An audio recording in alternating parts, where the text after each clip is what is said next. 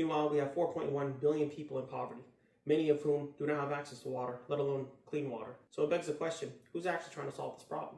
And as I did more research, I started to notice a lot of people carry around insulated bottles. So I figured, you know what, let me start there. Let me look at the insulated bottle industry and the companies that make up that industry and see who's actually trying to solve this problem. And what I was left with was not only shocking, but frankly speaking, kind of depressing. Some of these companies have been around for over 100 years. 100 years. Since World War I, and yet none of them, I mean none of them, have even attempted to solve the needs of Muslims and those in need. We're talking about 75, if not 80% of humanity. 6 billion people or more. 4 billion in poverty who need water every day to drink, cook, clean, wash, so on and so forth. And another 2 billion that use water every single day, multiple times a day, to perform things such as wudu. It hasn't even been attempted. And it's not a question of means. We're talking about multi-billion-dollar companies. It's not a question of capital or shipping networks or marketers or researchers or pollers or surveyors or R&D or engineers.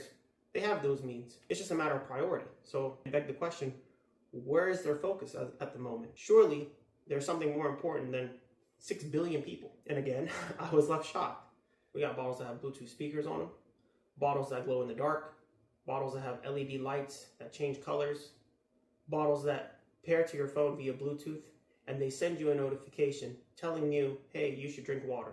I can't even make this up. And you even have bottles out there that actually solve a real problem. Bottles that have UV sanitation, where you basically fill it up, it cleans and purifies the water, allowing it to be drinkable, which would be a perfect solution to the 4 billion people who do not have water, clean water. The only problem is, it costs too much. It's not accessible. It costs $100, $150, $200. And it caters to the upper class or the upper middle class. Stuff like that really upsets me. You have a product that actually solves a problem for the 4 billion people that need it, but because it doesn't benefit you, you don't want to offer it as a solution or even attempt to try to solve that problem. I can only conclude one of two things. Either they just don't know anything about Muslims or those in need, our religion, our pain points, our challenges, our day-to-day lives, or they just don't care. They just don't care. And I think we've seen that since October 7th, since the start of the genocide, with protests and boycotts.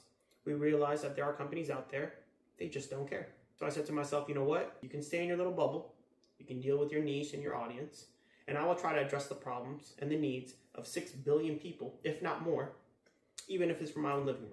And that's where Azhaari got started.